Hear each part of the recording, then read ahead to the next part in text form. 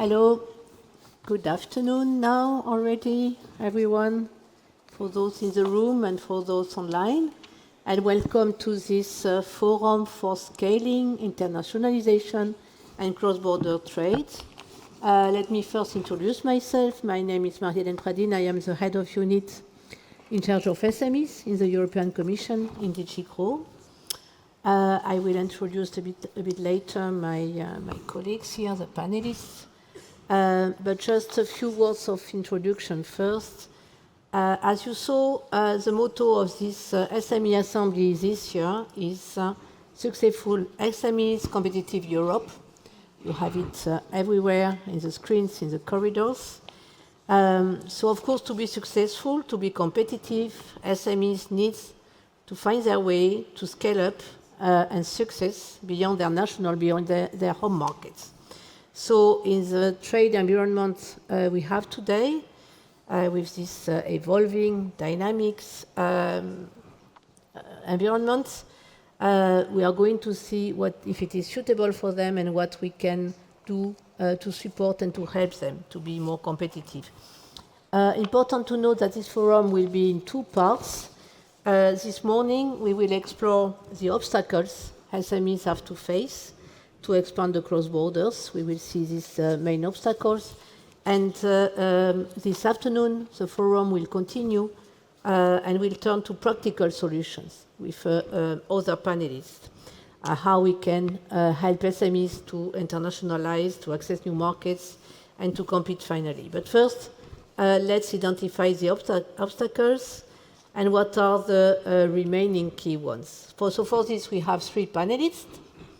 In the middle, Ludger Odenthal. Ludger is head of the SME Performance Review team in my unit, by the way, the SME unit in DG GROW, and he's in charge of all economics and policy analysis related to SMEs, and notably to prepare the annual SME reports. Alexander Lemke is head of the Economic Analysis Unit in OECD. And he and his team provide thematic research and evidence for all policy work at the Center for Entrepreneurship, SMEs, Regions and Cities. I hope I didn't forget anything. And not least, Emma Blaine. Emma is a member of the European Committee of Regions, and she is also the former mayor of Dublin. So she has an extensive local experience, and she is also, in particular, as far as I understood, the rapporteur in the CDR for the SME single market strategy. So these are our three panelists. I have a slide just to set the scene very quickly. Here with the main key elements we are going to discuss. Internationalization, the European market, is it fit enough for supporting SMEs to scale up? What are the significant obstacles within the single market itself? And some elements on the Eurobarometer as well, to remind that a large majority of SMEs today, 70%, only operate in their own countries. So, I mean, it is a situation today. I know Ludger will develop this further. So let's go already to the presentations by your panelists. So Ludger, you will start. No, it's Alexander that will start. Sorry about this. So please, Alexander, the floor is yours. I give you this because I know you have some slides. Thank you, Marie-Hélène. And thank you very much for having me. This is quite exciting, and we are very, very happy to be here.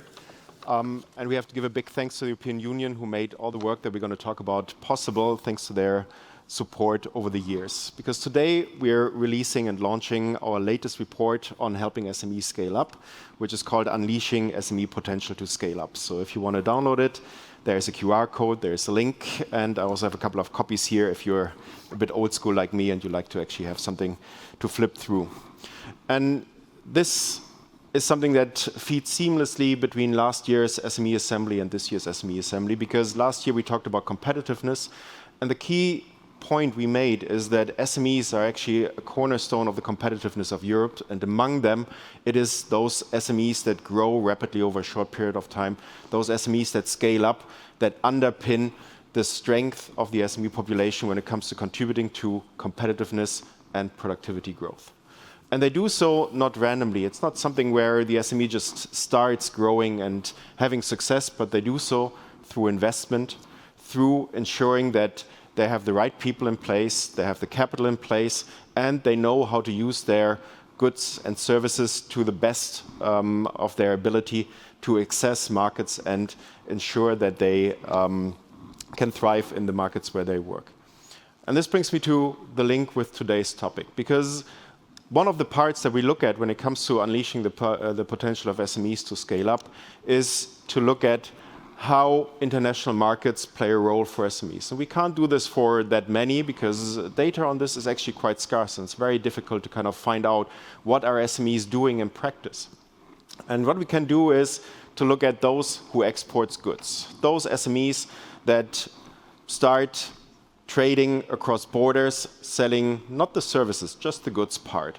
And even if we just focus on those that manufacture and sell goods across borders, we see that 5 out of 6 of the countries where we have data, those SMEs that scale up are they're more likely to export than other SMEs. So for them, it's kind of an important way of growing. And this becomes even more evident when we look at those scalers and what actually drives their growth. Where does the new turnover come from growing SMEs? And here, it's between 21 and 42% of scalers where more than half of the new growth, of additional sales they make, comes through exports. So for those that actually engage in exporting, it's an extremely important way of getting those economies of scale that allow you to grow and go beyond what you are here. And as I stressed a couple of times, we're only looking at goods, right? So this is manufacturing and products, but we're missing the huge chunk of the SME population that deals with services. And for those, it's even more important to be able to kind of go beyond, and it's actually something that becomes, for many of them, much more easy through digital technologies and digitalization. Bit unhappy on my slides there, but it's also something where we see that trade isn't just important for the growth in the first place. Those who are exporting, they are also more resilient, as in 2019, the first instances of the COVID crisis started to show themselves, and to continue growing more so than SMEs that scale up but do not export. But importantly for me, internationalization isn't just about exports. Because a lot of what SMEs need to grow and to continue to expand is also about innovation and learning. The things that they try to do to get better at, to increase the productivity, the way they use the workers and their capital. And for this learning and the ability to embrace innovations that aren't necessarily their own, they don't push the frontier, but those things that they can learn across the supply chain or from multinational enterprises that are active in their place, in their region, the MNEs, or even through their own investments abroad where they engage with new markets and learn what is going on in those places, tap into the potential of those places and bring back ideas is something that's extremely important for innovation in SMEs. And what we've seen in other work where we looked at 5 Nordic countries to understand a bit better what helps SMEs scale up and grow, one of the motives for them often to start kind of looking to have a second establishment, a second base of operations outside of their own country is really about access to skills. Because in the end, in this kind of environment where we're currently at, there's very few places where you can be lucky enough that the skill comes to you. Often it is you having to go where the skills are, either through training them, making them available in your area, or through starting a new base of operations somewhere else. So for me, internationalization, yes, it's about exports, about exploiting the opportunity in sales, but also imports to make us better at what we're doing. But we have to think about opportunities in innovation and learning, as well as how we make sure that the skills are available to the SMEs that have the greatest potential to scale up. Thank you. Thank you, Alexander. Ludger? Yes, good morning, or good afternoon. Good day for me, from my side as well. My presentation kind of picks up where Alexander has left it. we have been actually very closely working with the OECD on the data, and this year we have complemented this work with a Eurobarometer that means a survey of some 15,000 firms, 12,600 something of them located in the EU. And this was a survey of SMEs, of startups, and of scale-ups. And so we had a total of 12,600 firms. 5% of them were startups, as defined, firms that are maximum 5 years old, that were proclaimed also themselves to be innovative in one form or the other. And another 18% were firms according to their data, that were scalers, meaning that they had at least 10% of growth average over 3 years in employment or value added or both.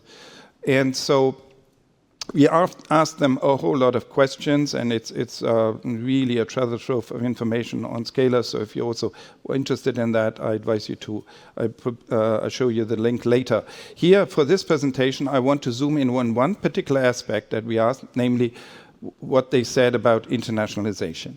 And one important thing that stands out here, which very much also is mirroring what Alexander said, is that internationalization also for scalers is important. There's a substantial segment of scalers that intend to grow past their borders. You have almost 23% who said in the survey, yes, they plan to expand within the EU. And that is, slightly more than with SMEs and slightly less within startups, within the same range. 3/4, though, or 70% of firms say, well, we are still, first of all, growing within our own borders. And then there's another sort of yet smaller subsegment who said, okay, we really plan to go beyond the EU. Now, if you wonder, if you add up the numbers, they come up more than 100%. This is because we gave them the option to not just tick one, but 2 boxes. But what you can clearly see here, and you see it from other figures, is that there is an important subsegment of firms of scalers that already see the potential of the single market, and the fact that it's more businesses that want to go export in the single market than beyond the single market also tells us that it must be somewhat easier, and that's a good sign. However, I think I want to draw your attention to this delta between home and other EU countries, because if we're talking the single market, of course, in an ideal world, we want to have the single market be one big home market where a firm feels, okay, the EU is my home market. And if you see the comparison here, we are certainly far off. And even granted, if you take into account that there are always some actions, some activities that will never be really lend itself to being internationalized, still, this information alone shows that there's quite a potential for helping firms or creating better conditions for firms to scale and exploit the potential of the single market. Now, if you split this up a bit further and look at which countries firms are already represented in, expanded to, again, it's the EU, other EU countries where about a good quarter is represented, and then the rest of the world, including North America, is typically 10% or less. Yeah. So it really shows that the scale up is that single market is the prime direction, and therefore policy-wise. But we'll have the policy discussion this afternoon. Making the conditions for exploring the single market for scaling up even more is certainly should be a priority here. So we asked then in the survey also, okay, what keeps you from expanding within actually within the single market? We first asked this in a general question and gave them a couple of options. Well, the biggest obstacles of most frequently mentioned were things like taxation, issues, access to information, rule and requirements. Most importantly, and in particular for startups, it was also simply the fact that we have 27 countries, but also, a bit less, 20 or something odd different languages in which you operate, which is should not underestimate that alone as a barrier to operate.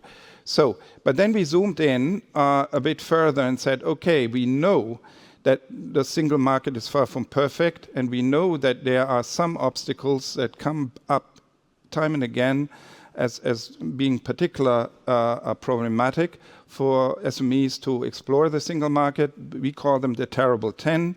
So those areas where the single market, which are known to be a particular difficult obstacles for SMEs to surmount.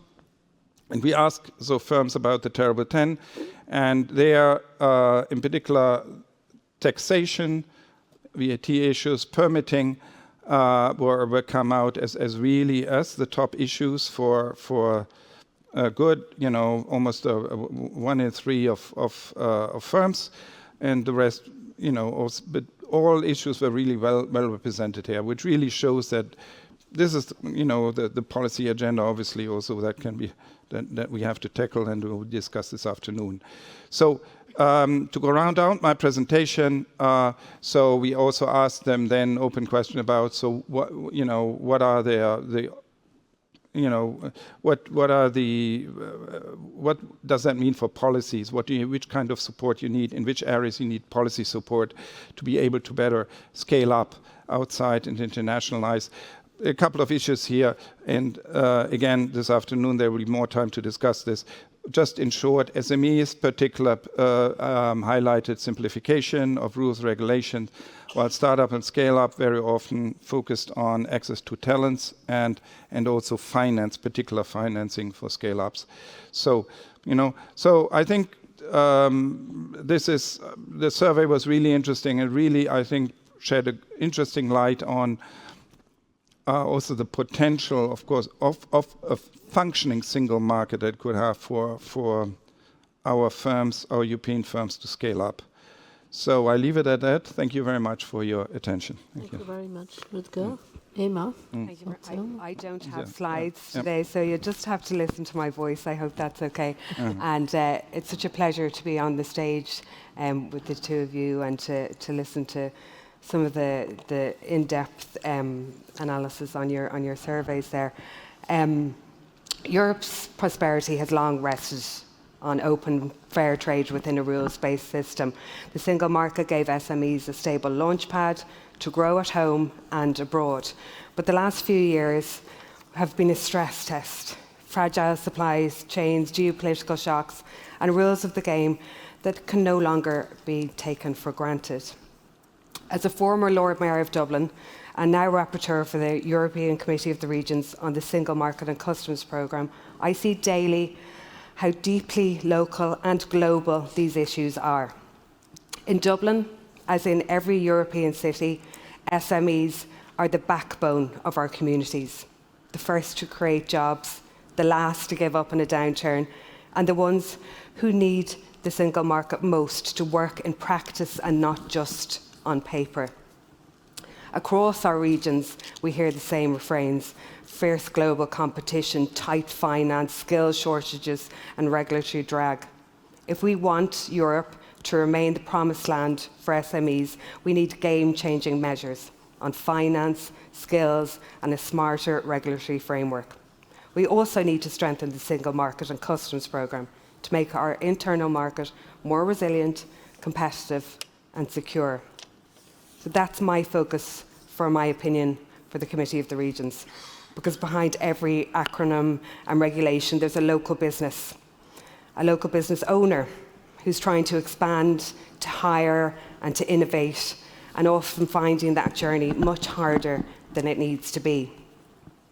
E-commerce and now AI have created new routes to customers and suppliers, yet too many innovative SMEs still hesitate to go cross-border, not because they lack ambition, but because they lack bandwidth, time, people, and clarity.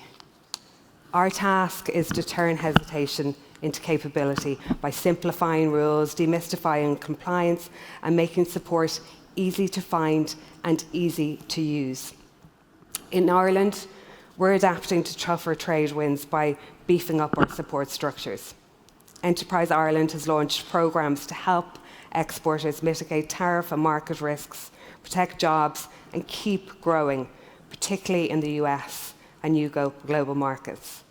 Encouragingly, the vast majority of Irish exporters plan to expand into new markets over the next 12 months, and many identify AI and digitalisation as key to winning business. For smaller firms, Enterprise Ireland and our local enterprise offices are piloting a first-time export pathway. Export readiness clinics to assess capability, skills and management workshops to close gaps, and in-market validation meetings so that firms can test products with buyers early.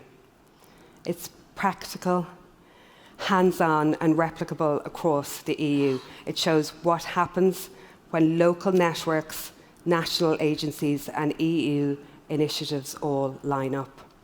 But to unlock that potential everywhere, we must fix the friction points that hold firms back. The single market remains one of Europe's greatest achievements, yet structural barriers still persist. SMEs faced 27 sets of tax systems, differing standards and language and legal costs that make the first export almost as hard as the 10th. Too often, as we all know, the first person an SME hires for export isn't a sales rep, but it's a lawyer. We need enforcement that bites, regular monitoring of these barriers and clear KPIs for integration so that we measure outcomes, not just intentions. Take VAT, for example. It's one of the biggest pain points for micro exporters. Expanding the one-stop shop and aligning thresholds could save countless hours of admin, hours that could instead be spent innovating and selling. And we should push further on digital procedures too. Once-only data reporting, standardised customs interfaces, and interoperable business IDs that make it as easy to trade across the EU as it is within your own region. But none of this, as we all know, happens in isolation. We need a new partnership across EU institutions and local and regional authorities because that's where entrepreneurship lives. Local governments host the startups, the innovation districts, the vocational colleges, and the enterprise networks that make or break business ecosystems. If we want to boost cross-border trade, we must empower those who are closest to entrepreneurs. It's all about capacity, communication, and confidence, ensuring that every SME knows where to go for help and that every region has those resources to deliver that help. And we have to look outward as well. Europe must remain open to the world, building alliances with like-minded partners, asserting itself against unfair practices and overcapacity, and supporting SMEs to navigate global markets confidently. Trade isn't just about moving goods, it's about sharing standards, values, and opportunities. When European SMEs succeed abroad, they strengthen Europe's influence, resilience, and prosperity. That's why we need an ambitious multi-annual financial framework that matches our ambition, one that funds the tools that SMEs actually use. Finance for innovation, digital skills programs, and straightforward cross-border compliance support. So to close, the single market, as we know, is Europe's crown jewel, but it's only as strong as the businesses that use it. We need to make it work in practice with fewer barriers and smarter enforcement. Let's back scaling with tools that SMEs actually use, finance, skills, and digital capability. Let's partner locally to go globally and turn every city and region into a launchpad for international success. If we do that, we can build a Europe where SMEs are not just surviving in a complex world, but thriving connected, confident and competitive. Thank you. Thank you very much. Thank you very much to each of you. Now, time for questions. Just for those online, you can use Slido to ask some questions using this QR code, and we will take your question as well. Maybe I can start to break the ice before giving the floor to the audience. Who wants to start? Alexander, maybe? Yeah? Okay, it is the SME Assembly, and we very often oppose SMEs, micros, enterprise SMEs, to larger enterprise. But still, I mean, do you think that larger companies can help their SMEs, the SMEs they have in their supply chain, in expanding within new markets, establishing their production there? I mean, is there really this dichotomy, or is it there is a link between all these enterprises? At the OECD, we're in the business of making friends with everyone, so we're also trying to build the bridges between SMEs and large firms. We do have some work where we look at the linkages between multinational enterprises and SMEs and how to kind of foster these links to actually get better outcomes from it. Because in the end, what we see is that for roughly half of SMEs, trade isn't something that they do directly. They do not export or import themselves, but they're part of supply chains. So they are working with larger companies or other SMEs that then export the goods and services that they provide. So when we think about like internationalization, we can't just think about the direct part where we cross a border, but also the repercussions that anything we do when it comes to policy or when it comes to the challenges that firms face, that also go down the supply chain to all the different companies that are domestically supplying to those that then export themselves. And here, there are some opportunities for kind of helping SMEs to go to the next step. And often these don't need to be explicit. It's not that the large firm comes in and says, wait, you're selling me a good product, let me help you find another market. We've seen examples of that. But often it's because the large firm also has an equity stake in that smaller firm, and they try to develop their network and the group as a whole. But learning is not just explicit where someone takes you by the hand and gets you there. It's seeing by doing, it's understanding the processes, and this is where up and down the supply chain, both from the firms where you import as well as to the firms that you export or the firms that you buy from and you sell from, you can learn. But for that, we see in the work we've done on the FDI SME linkages that SMEs are often not ready to really seize the full potential of these engagement in value chains. So a lot of the efforts we need to look at is to support SMEs to upskill, to upgrade what they can do, to help them make the right investments to be part of a supply chain. And even if they don't become a part of a supply chain, this still has benefits, because once you invest, once you become better, well, you scale up. Okay, very good. Now, Luger, question on tariffs. I mean, we are experiencing today disruptive effects on trade as a result of the tariff increase.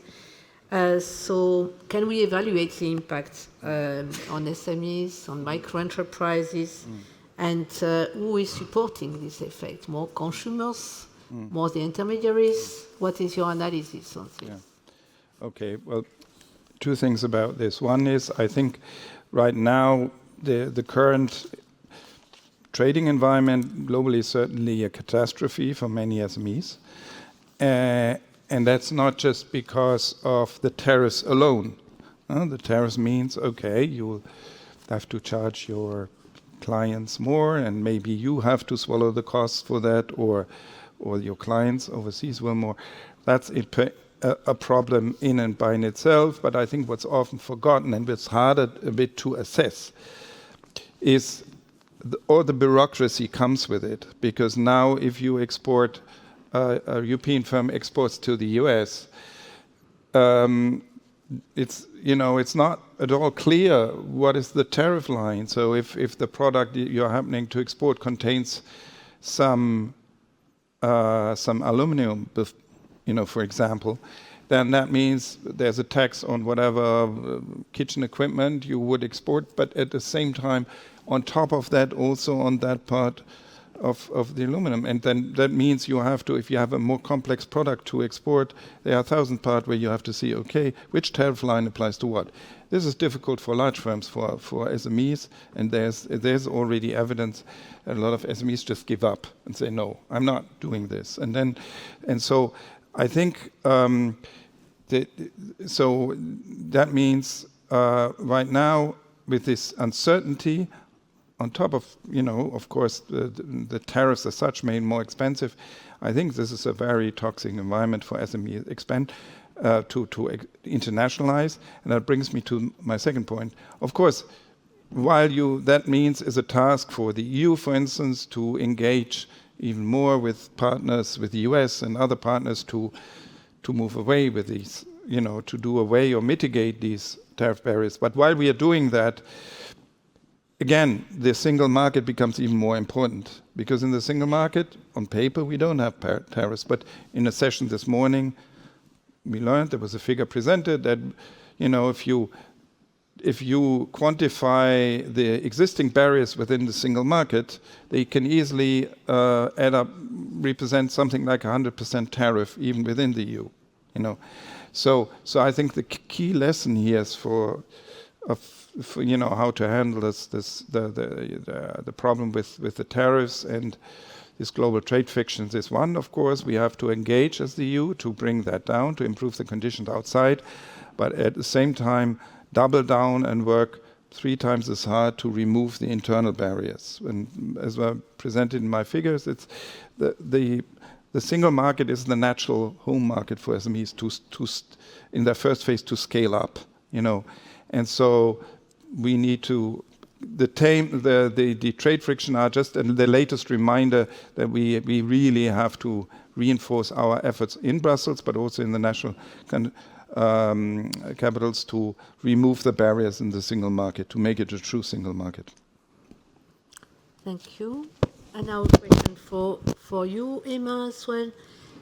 We know, and you mentioned it, that understanding the business environment, the language and practices in another countries is always a challenge, especially for SMEs when they want to start to export. So, from your point of view, from a regional, local point of view, are there specific networks like chambers of commerce, industry, trade association, which can facilitate entry to markets? We already a step into the solution, but okay, it's very much linked with your presentation and with your background. Absolutely. I think in Ireland we really value the idea of networking. I think if you meet any Irish person here today over the next couple of days, you'll find some kind of connection with them from some part of Ireland. And like that, with our business networks, we hugely value that. I've been an elected representative for 10 years now and served on 2 different local authorities. So I've had the pleasure of working with our local enterprise offices over a number of different local authorities. And we really value that. Our Chambers Ireland is a network of local chambers of commerce across the country, and our government agency, Enterprise Ireland, has 31 local enterprise offices that are also our link to accessing the services of the Enterprise Europe network.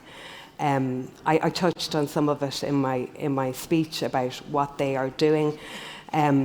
But effectively, we're really committed to supporting SMEs on their path to cross-border expansion. The EI, along with those LEOs, have launched that new initiative that I mentioned earlier to help SMEs to achieve their first exports sales.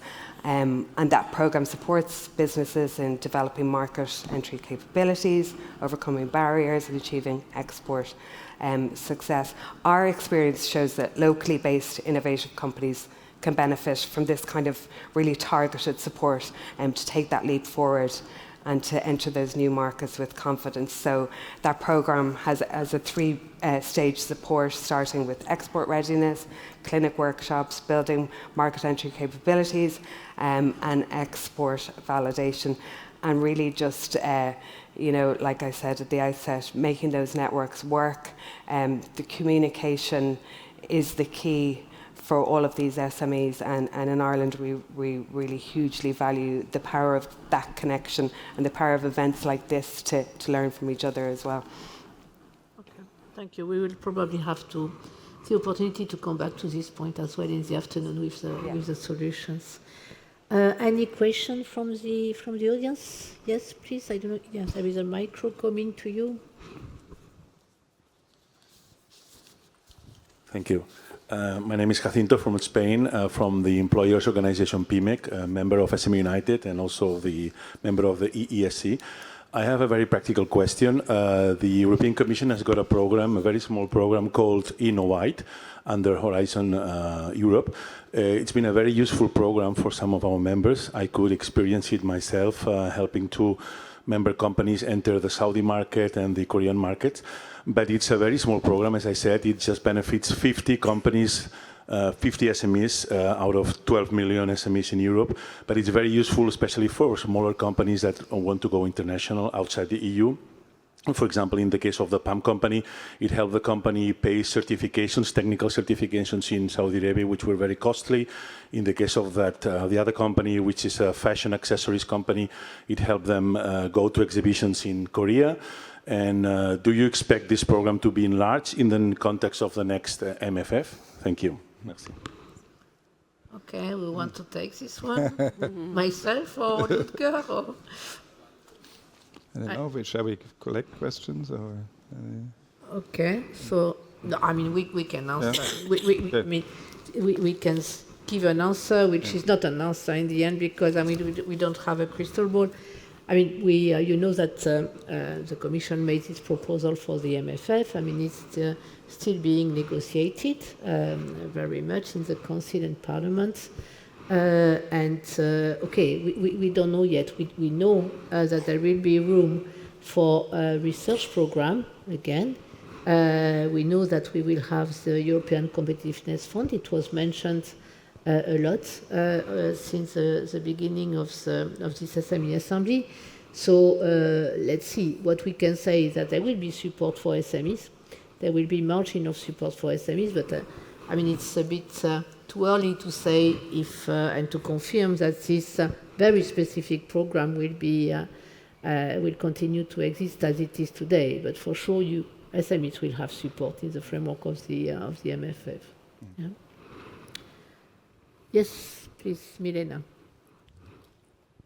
Milena will be a panelist this afternoon for the solutions, by the way. Mm-hmm. Thank you very much, and congratulations for the very interesting data and ideas that you put forward. So you raised the bar quite high for the afternoon panel. I have one question, because of course the figures about the internationalization of SMEs are not pleasing to anyone. And at the same time, in Europe, we are very proud that we have the biggest support network, European Enterprise Network, that supports internationalization. Do you have any data how the activities of EEN was contributing to at least enhance those figures, and some ideas how it could be really boosted in the future? Thank you very much. Okay, well, Ludger? Well, to be honest, I don't have that figure, certainly now not here, but I think we can check also with the colleagues within DG GROW who manage the network. I'm sure there's information around. Going beyond that, I mean, it's obvious. I mean, from the obstacles that I present, that one of the main obstacle being lack of information. You know, how do you have to apply for a certain thing in a country that is not your home country? You know, how to settle taxes and so on. I think it's in principle it's the strength of the network that you can tap into resources easily that will find you in a sort of as easy as a possible way to get to the right person who can ask you answer that question. So without having the data in front of me, I would say that there should be a substantial positive impact, because this problem, the services that EEN provides speak directly to the key problems that businesses say they have when going abroad. And so, yeah, but I'm happy to also get back to you with some specific data on this. Thank you. Yeah, Alexander? And maybe when it comes to how to take a next step forward and improve, let me plug some OECD work. If you don't know yet what can work, we have a network for evaluation of SME policies where we discuss exactly these issues and we get best practices from across the OECD to understand better how to tailor these kind of programs to test and learn when it comes to evaluation and improve what we're doing. So this is a general invitation. If you're interested in this, let me know and I give you more information. Yeah. Passo, there is a question here. Oh, okay. Please. But there is a See. question here. Yeah. It's not a question, it's a comment Ah, about Enterprise Europe Network. 1 minute. Actually, it's not a question, it's a comment. As far as I'm concerned, and I'm talking as Enterprise Greece now, Enterprise Europe Network, real value is networking.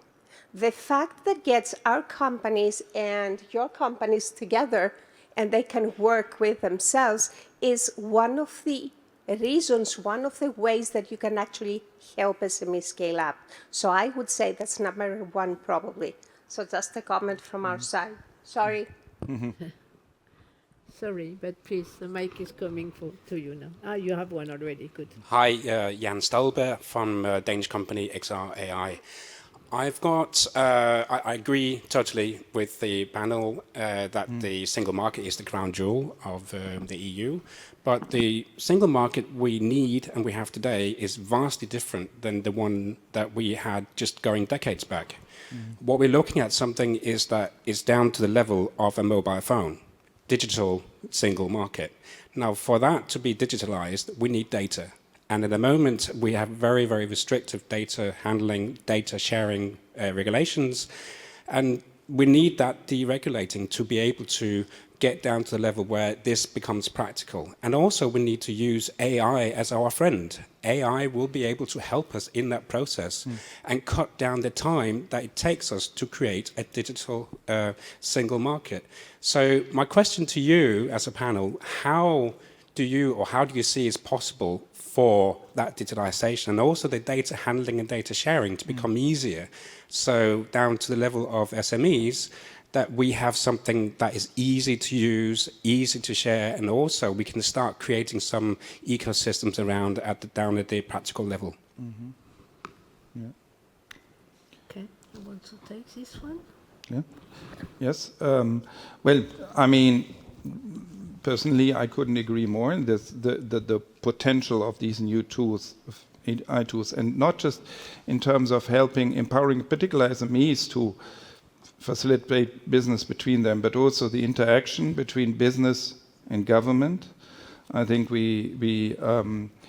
I think completely, with some exception, maybe completely lag behind exploring the potential, automized data exchange, facilitating reporting requirements, and so on. That's certainly one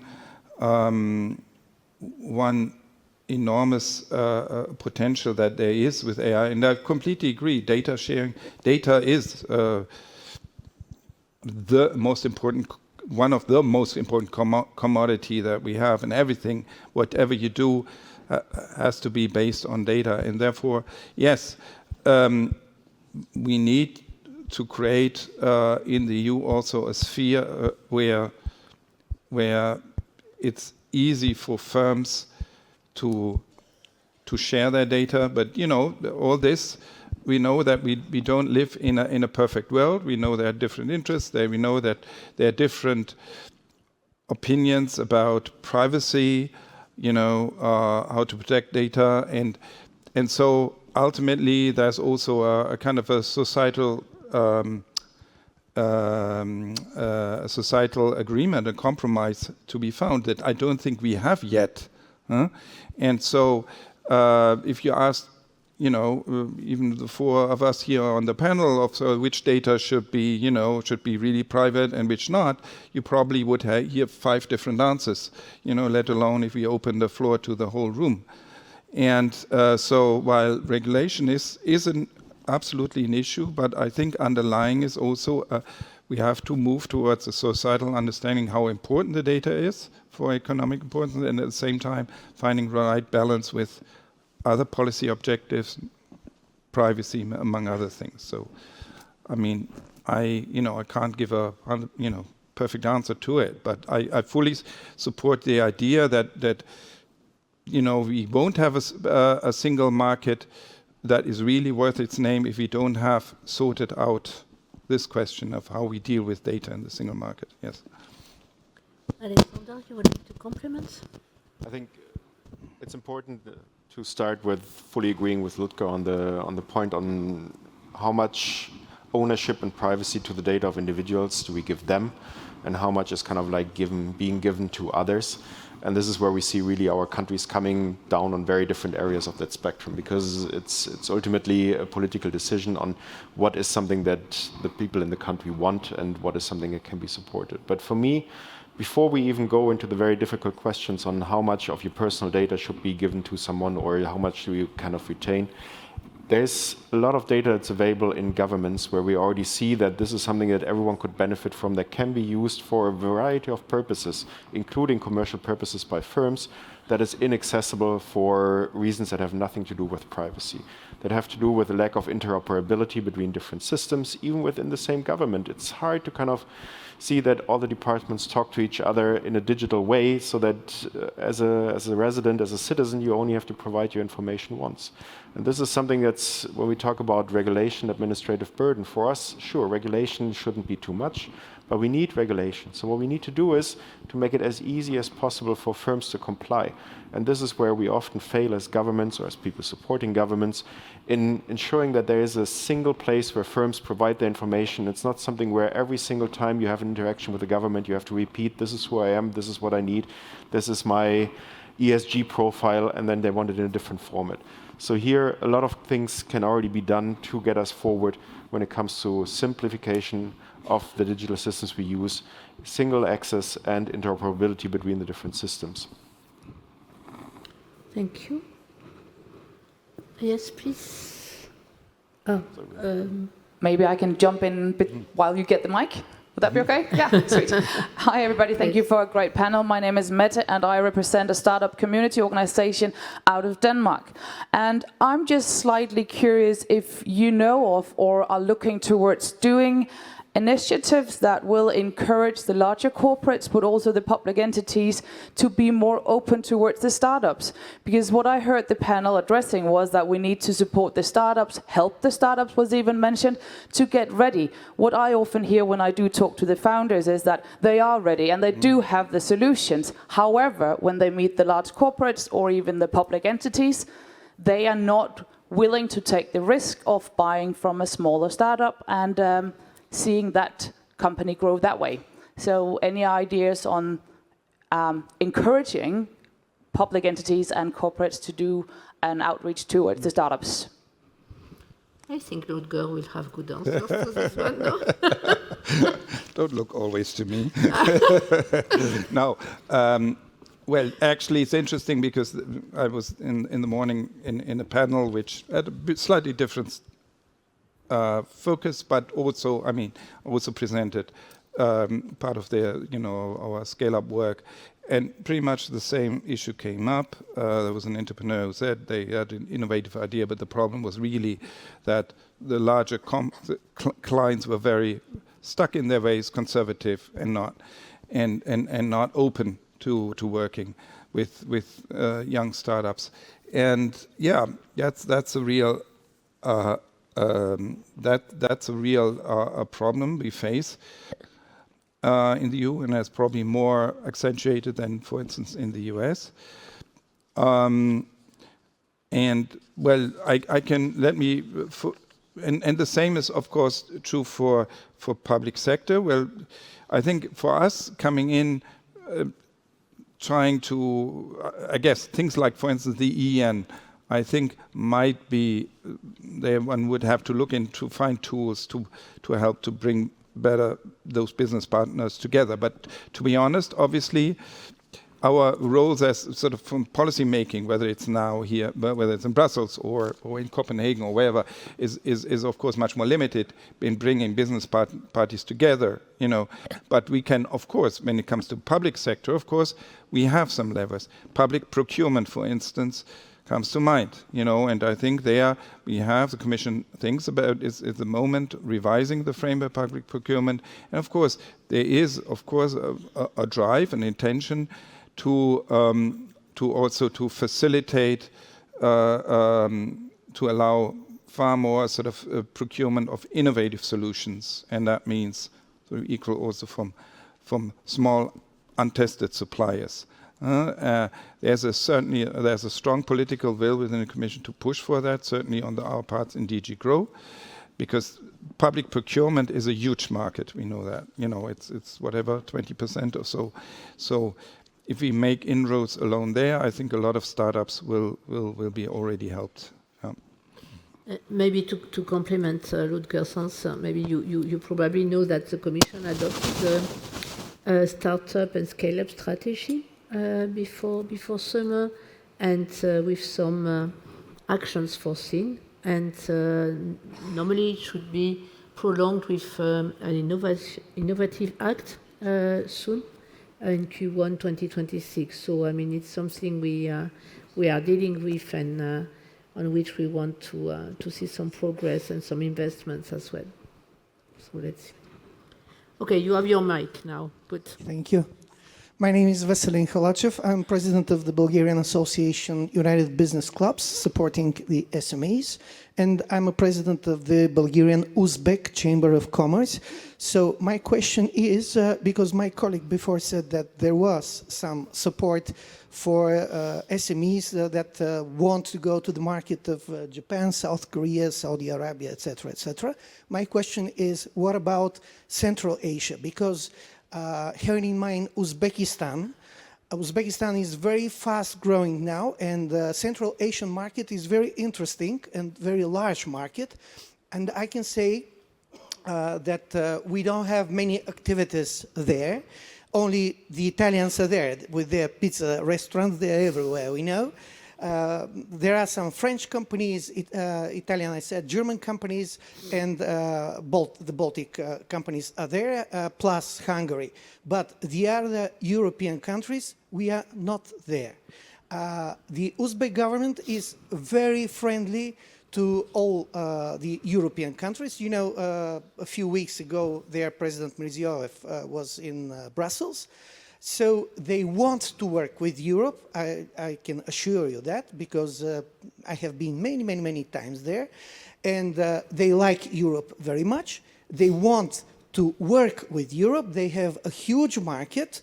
So what are the plans for the European Commission, and what are the ideas how you can support the SMEs, the European SMEs, to enter this market? Thank you.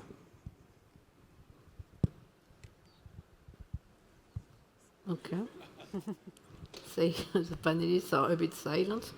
Okay, maybe I can give some tips. I mean, you know that we have a neighborhood policy developed at EU level with some support to EU companies to invest in this neighborhood countries. So I don't have a lot of details concerning Uzbekistan in particular, but maybe we can try to find out and give you some information a bit later. Yeah. I want to add that on the other hand, we have a huge market of labor force from Uzbekistan. Yeah. And usually these people, they want just to work. They don't want to escape anywhere. They want to come, and you know what the big lack of labor force now is in Europe. We can use their labor force. They are very good also. I know this. I mean, I was previously in charge of the tourism unit in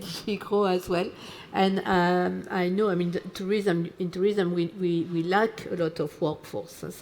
Especially in SMEs, in small companies, and we were trying to explore this possibility to have exchanges with this neighborhood country to to develop this and to have more workforce coming to Europe as well. But I mean, now concerning SMEs investing and going to Uzbekistan, maybe it's something we can explore further and try to give you some answers a bit later, if you don't mind. Thank you. Any other question? If not, we can take a question from Slido. The first one is quite provocative, but I think it is a good one as well. It's from Antonio Garza del Riego, and I read it. Why do we believe the EC can simplify regulation they created, given that nothing substantial has happened after a year and a half of the Draghi and Letta reports? It's a bit provocative, so... I'll try my best. Please. Well, I mean, it's a valid question, obviously, and I think the Draghi report, when it was launched last year, I think created a lot of. I think it was a great report in that it put really the finger in the wound, and sort of clearly address the issues that we face of competitiveness, and of course regulation. He really highlighted it. But you could say, yes, one way to see it is say, okay, the report came out last year, and now a year has passed, and 1.5 years has passed, and we still have this problem with regulation. True, but I think one has to also acknowledge that certainly the Commission has already put a lot of things on the table. I'm mentioning the different omnibuses, these packages in a certain area of burden reduction that really sum up to substantial amounts of billions of euros saved in admin burden if they become reality. So I don't think it's completely fair to say, well, nothing has happened. I mean, the Commission, I think, has moved very far to put the proposal on the table, but the EU is of course consists of the Commission, consists of the Member States and of the Parliament. And so it's a process that, unfortunately takes its time, takes it sometimes slower than one wishes to, but I personally, I'm hopeful that we can really push through all these facilitations and simplifications that are in the omnibuses. I think there's a very strong political drive on the Commission. So I'm not sure how many, I can't name a number of months who could, when this is really implemented, but I think the drive and the dynamism is there, certainly. Alexander? I think for me, as Lucas said, this was a bit of a wake-up call, and I wouldn't just put the onus on the European Commission to take the actions and solve all the problems top-down, right? We come from the Center for SMEs, Entrepreneurship, Regions and Cities. We're people who like the bottom-up approach, so it's also the question, what do the countries and what can the countries do to help their SMEs perform better and to help them navigate the regulatory minefield that is out there. Right? And this is, for me, again, a question of how can SMEs be helped to deliver more easily and understand better what's affecting them. Yesterday at the Schumpeter lecture, the Danish Industries president, I think CEO, explained to us that there are so many regulations and firms don't even know what applies to them. So why don't they? Why don't we have a catalog in every member country that says, here's what applies to you? Something easy that says, I'm a type of SME that lives in this kind of neighborhood and does this kind of product or service and so on. And it tells you this is what you need to know. This is where you need to go. These are the things you need to fill out. And this is not something that can happen easily top down. This is something that can happen bottom up. That can come from the industry. It can happen from regions. It can happen from countries where we give the people that operate in the places where we live an opportunity to find out what is it that they need to do and how can this be done. And at the OECD, we're trying to help this process in some cases where we're being asked. So for example, we're working with Sweden at the moment to try to better understand what are the environmental regulations that affect SMEs in the manufacturing sector today and going forward, to prepare what can we do to make sure that they understand what needs to be reported, but also to see opportunities that arise when regulation comes into place. Because we talked about data earlier, there's lots of regulation on data in the European Union that also might make it easier to access data than it is, for example, in the United States, where the ownership is much more on the company basis. So I think having a bit this forward-looking perspective and also taking ownership of this challenge, not just asking the EU to solve it for us, but looking at our own kind of neighborhood, at our own country, and asking what can we do to get us to the next level and help our SMEs is something that's important in this. Yeah, and maybe Emma, with this, you can also complement that from a local point of view. Absolutely. I mean, it's our responsibility as much as anyone else to do that, to equip our businesses like those local enterprise offices that I referenced earlier. Like, you know, that's our responsibility. And as both gentlemen said, there is the drive there. There is the, you know, the understanding that things need to change, but from my perspective and from a regional perspective, we fully understand that, you know, part of that responsibility lies with us, and as local elected representatives as well, it's up to us to support those communities that we represent, those businesses that are the heart of those communities. So by equipping, you know, our local enterprise offices, Enterprise Ireland, organisations like our Chambers of Commerce, that's how we can play our part. I can't do it at the head of the Commission table, but I can do it on the ground in Dublin. Thank you very much. I think we come to an end to this panel, so except if there is an urgent and specific questions, I will stop there. I don't see hands raised. Thanking you very much. You in the room, people as well listening online, and of course the three panelists. I hope this will be this was useful, and I hope this has set the scene for the second session we will have in this afternoon with solutions. Thank you very much, and see you hopefully at 2:30, same place, to continue this debate.